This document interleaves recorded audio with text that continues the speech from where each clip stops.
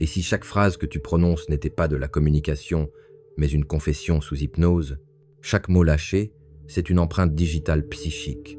On y lit tes peurs, tes besoins de reconnaissance, tes jalousies, tes ambitions encore mal digérées.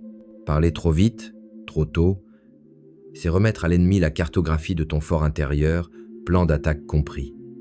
Le bruit te donne l'illusion d'exister. En réalité, il t'expose. Le silence, lui, n'est pas vide. C'est une retenue tactique.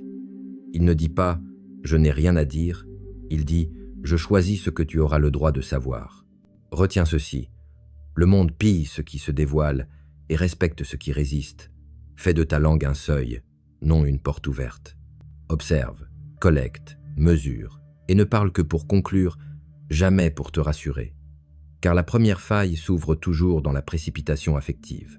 Dès que la colère monte, si tu ouvres la bouche, tu te livres. La suite s'impose. Ne parle jamais sous la colère. La colère n'est pas ton ennemi. C'est une énergie brute qui, si tu la lâches, te rend prévisible et si tu la contiens, te rend dangereux. Celui qui explose parle trop tôt, trop haut, trop clair. Il signe son emplacement, révèle ses lignes de faille et donne à l'adversaire le plan de son théâtre intérieur. Le machiavélien ne nie pas la colère. Il la dégoupille sans la jeter. Règle des reins, au premier embrasement ne parle pas. Ferme la bouche, ouvre les yeux. Le silence crée le vide stratégique où la perception redevient nette. Tu cesses de réagir, tu commences à décider. Car tout mot prononcé en furie n'est pas une défense, c'est une donation de pouvoir. Établis un protocole. 1. Retenir aucun message, aucun mail, aucune explication sous l'effet du feu. 2. Décanter marche, écris sans envoyer, respire jusqu'à entendre la phrase exacte que tu pourrais assumer dans 10 jours. 3. Calculaire quelle issue ferme l'affaire sans appel. L'indifférence, la conséquence froide, le retrait d'accès ou le coup précis qui coûte plus cher à l'autre qu'à toi.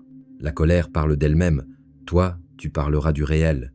On n'argumente pas avec l'insolence, on déplace un pion. Le roi ne crie pas, il change la position. Sache que le silence, dans l'insulte publique, est une mise en scène de supériorité. Plus l'autre s'agite, plus il se dénonce, plus tu restes immobile, plus la salle lit la hiérarchie. Dans la trahison, le mutisme est une déchéance d'accès. Pas de scène, pas de plaidoyer. Seulement l'absence, et l'absence est une lame lente. Face au mensonge, garder la vérité en réserve augmente l'autodommage de l'ennemi. Délivrer trop tôt, elle l'avertit. Délivrer à l'heure, elle l'enterre. Ne confonds pas maîtrise et répression. Tu ne bâillonnes pas ton feu, tu le forges. La colère aiguise ta décision, mais ne l'amène pas. Tes mots doivent être rares comme des verdicts. Ils ne justifient pas, ils terminent.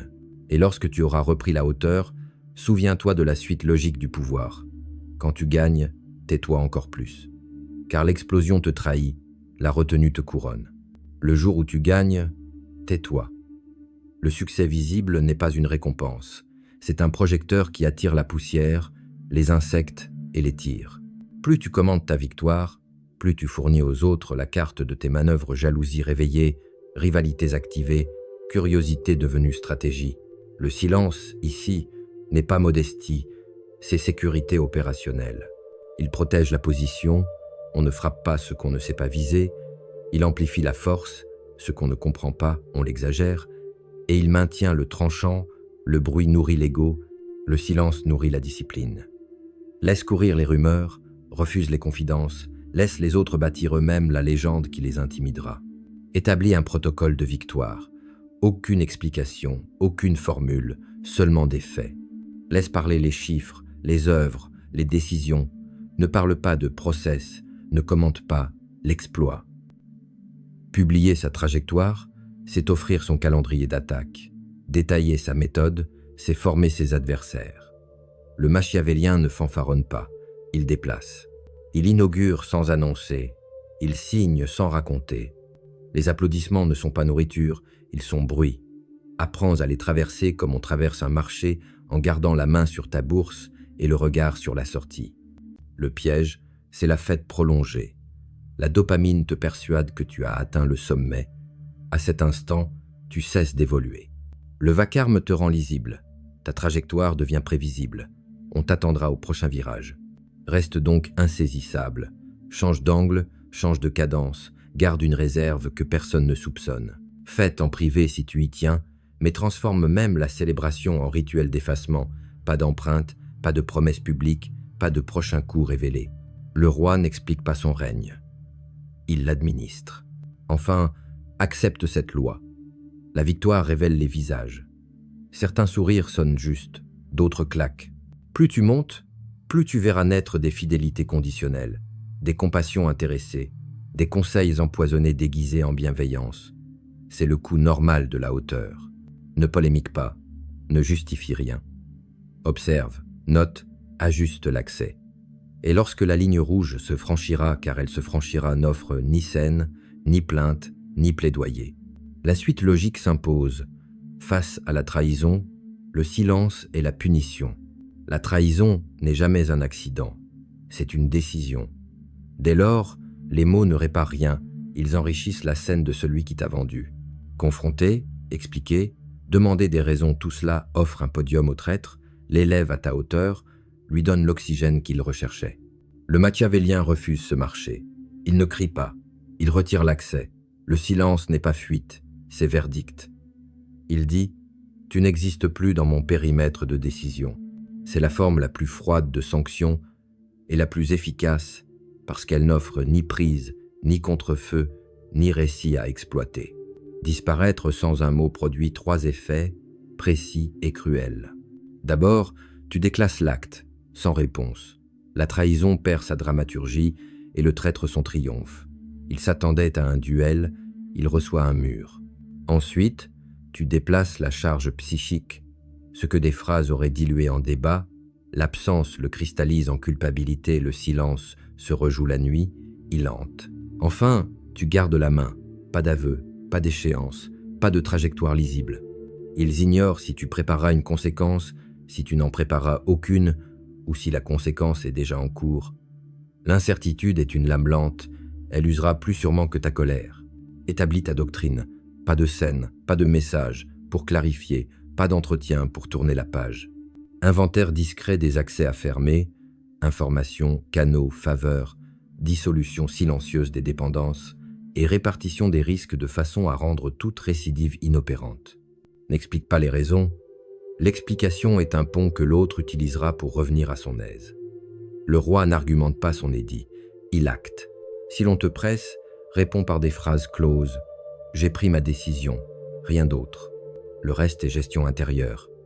Tu ne refoules pas la blessure, tu la transmutes en apprentissage sur tes seuils, tes angles morts, tes illusions de loyauté. Garde-toi toutefois de l'amertume, elle fossilise. La sanction doit être propre, ni vengeance théâtrale, ni commérage, ni campagne d'image. Ce qui te protège n'est pas de salir l'autre, mais d'assainir ton territoire. Souviens-toi, on ne pardonne pas pour libérer le traître, on pardonne pour ne pas lui louer un studio dans ta tête. Et s'il faut frapper, fais-le hors parole, par un mouvement qui ferme définitivement le dossier, réallocation d'un rôle, suppression d'un privilège, verrouillage d'une ressource. Une fois le geste posé, replie le dossier et avance. Car la trahison n'est qu'un bruit parmi d'autres, et dans le bruit, une loi demeure. Au milieu de la foule, celui qui se tait prend le pouvoir. La suite s'impose, apprendre à régner par l'énigme, observer pendant que les autres se livrent et ne parler que pour conclure. Dans une pièce bruyante, chacun parle pour exister. Celui qui se tait commence à régner. Le bavard étale ses cartes, ses besoins de reconnaissance, ses alliances fragiles. Il croit conquérir l'attention. Il abandonne la lecture de son jeu. Toi, tu te retires d'un pas. Tu observes la cadence, les interruptions, la façon dont une plaisanterie masque une rivalité, dont une précision excessive trahit une insécurité. À mesure que les autres s'épuisent à se montrer, tu collectes qui courtise qui redoute quoi, qui ment par omission et qui invente pour survivre. Le bruit est leur narcotique, ton silence, ton laboratoire. Le silence en groupe n'est pas mutisme, c'est signal. Il dit « Je ne joue pas votre concours d'ego, je mesure le terrain ». Alors commence l'inconfort. On surexplique autour de toi, on s'excuse avant de te contredire, on te demande « ça va ?» comme pour percer la vitre. Tu n'as encore rien dit, et déjà la perception bascule. On lit en toi une maîtrise que tu n'as pas revendiquée. Voilà le premier ressort du pouvoir silencieux, l'attention. Tant que tu ne livres pas ta position, la salle devine, projette, se révèle. Chacun se trahit en essayant de t'arracher un signe. Installe une liturgie discrète, posture immobile, regard qui écoute vraiment, respiration égale, des questions courtes qui dégonflent la grandiloquence. Quel est le risque? Quelle preuve? Quand tu parles, fais-le tard et tranchant. Une phrase qui ferme une digression, une reformulation glacée qui ramène au réel. Refuse la servitude du commentaire. Pas d'anecdote personnelle, pas d'aveu de processus, pas de confidence sur l'avenir. Chaque mot prononcé doit réduire l'entropie de la pièce. Tu n'ajoutes pas du bruit, tu installes une géométrie. Comprends le paradoxe. Moins tu parles, plus tes mots pèsent.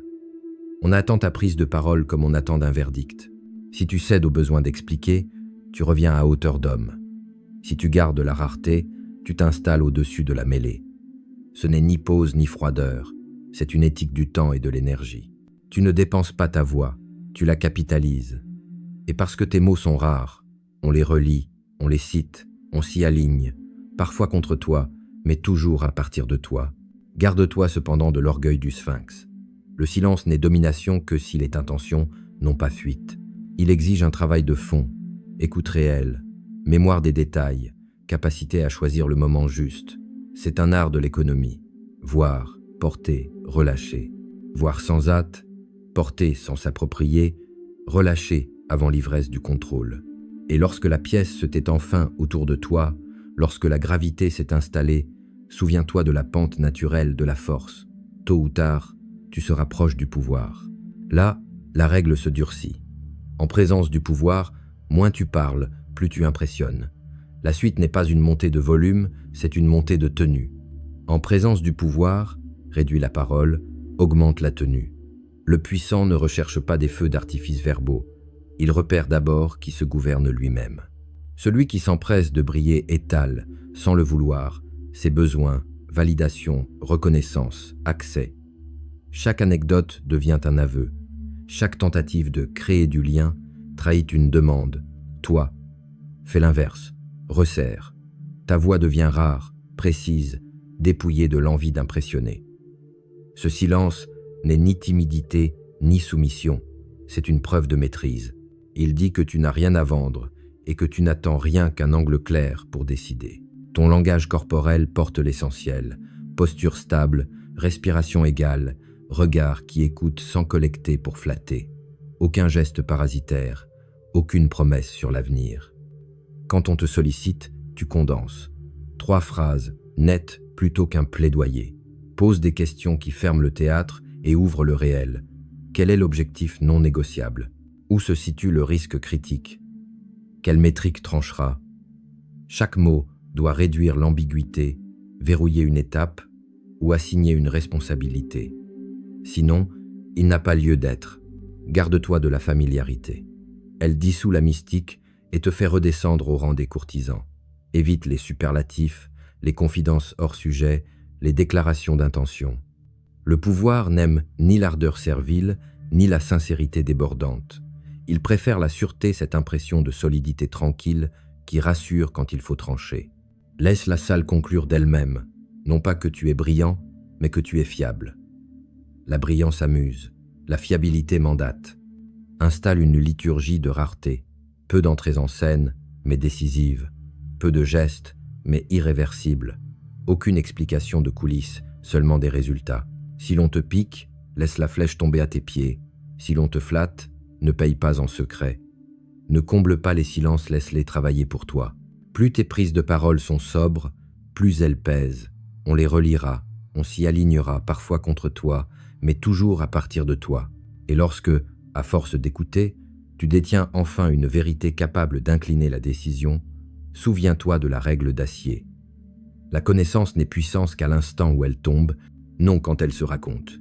La suite logique s'impose. Quand tu sais, ne révèle rien, laisse l'adversaire s'exposer, et que ta parole, au moment choisi, ne soit pas un commentaire, mais une conclusion. Savoir n'oblige pas à parler. Savoir oblige à choisir le moment. La vérité précoce avertit, la vérité tardive enterre. Quand tu détiens une information, résiste à la pulsion de l'exposer, elle vient de l'ego blessé, non de la stratégie.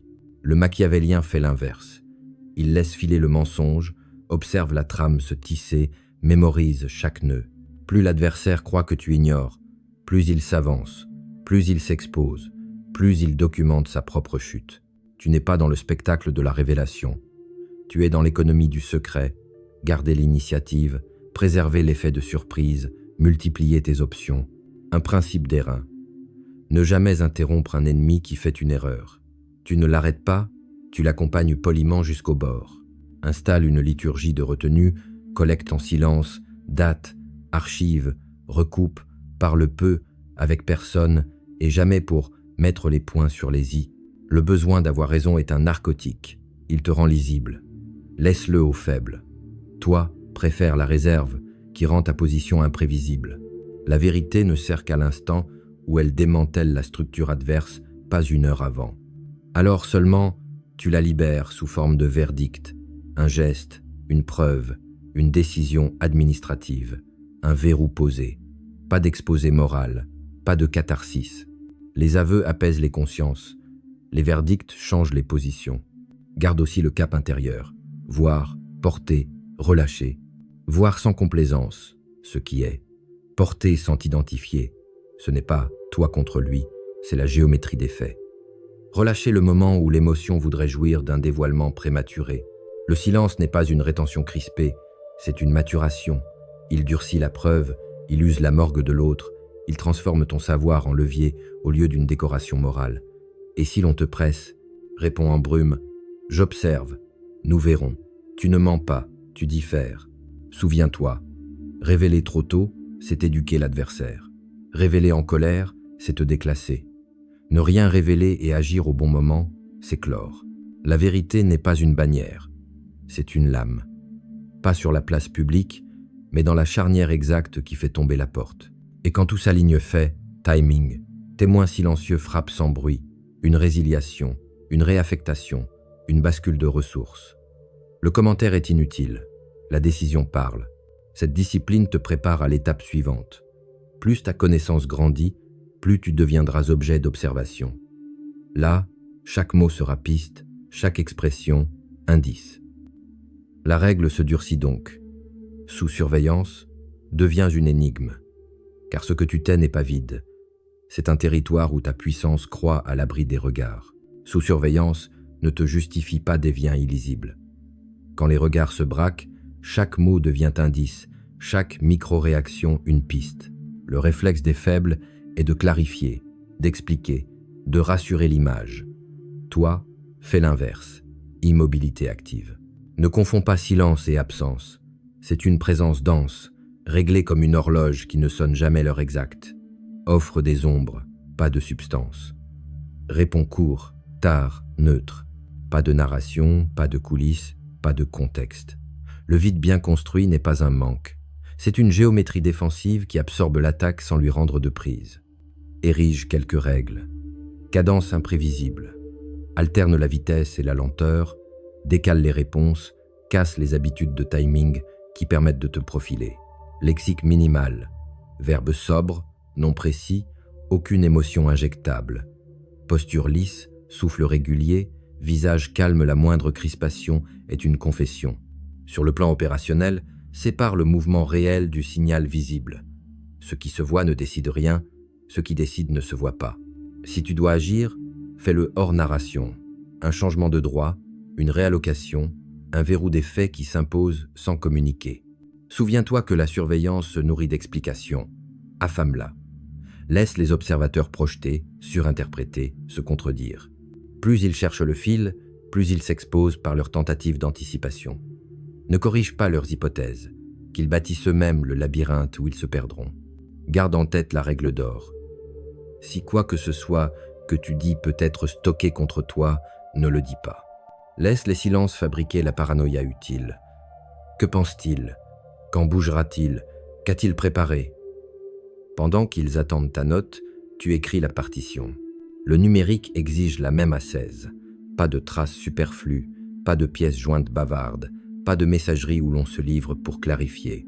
Les journaux d'action, eux, parleront à l'heure voulue. Et si l'on te presse, parle en brume, j'évalue. Nous verrons. Tu ne mens pas. Tu diffères. La surveillance s'épuise contre ce qu'elle ne peut ni lire ni provoquer. Cette discipline te place au-dessus du théâtre, tu ne réagis plus, tu orientes, et lorsque le moment sera venu de quitter l'ombre, ce ne sera pas pour raconter mais pour conclure dernière règle de la puissance silencieuse. Le silence n'est pas absence, c'est une domination différée. Voici le point d'orgue. Le silence n'a jamais été une absence, c'est une domination différée. À chaque étape, il a prouvé sa mécanique. Sous la colère, il transmute l'impulsion en précision. Dans la victoire, il couvre la position et nourrit la mystique. Face à la trahison, il retire l'accès sans théâtre. Au milieu du bruit, il crée la tension qui gouverne la pièce. Devant l'attaque publique, il installe la hiérarchie sans un mot. En présence du pouvoir, il devient armure de maîtrise. Lorsque tu sais, il mûrit la preuve jusqu'au verdict. Sous surveillance, il t'érige en énigme. Face à l'avenir, il garde tes plans illisibles jusqu'au moment d'agir. Résume la méthode en 3 verbes. Voir, porter, relâcher.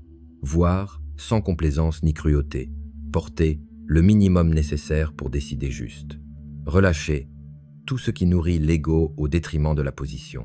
Ce n'est pas de la morale, c'est une géométrie du pouvoir. Tu renonces aux commentaires pour imposer la forme, tu remplaces la réaction par l'administration du réel. Dorénavant, parle peu mais conclue. Ne promets pas, exécute. Ne t'explique pas, oriente. Si cette vidéo t'a donné une méthode, non pour paraître fort, mais pour demeurer intouchable, fais un geste simple et décisif. Abonne-toi, active la cloche et partage cette vidéo avec une personne qui confond encore vacarme et puissance. Dans les commentaires, écris 3 mots. Je choisis le silence. Tu verras qui répond à ta fréquence. Chaque semaine, nous affûterons cette liturgie de rareté. Tenir ta parole comme un actif, ton visage comme un écran, ta stratégie comme un levier. Garde en tête la règle des reins. Le premier qui parle perd l'initiative, celui qui se tait écrit la fin.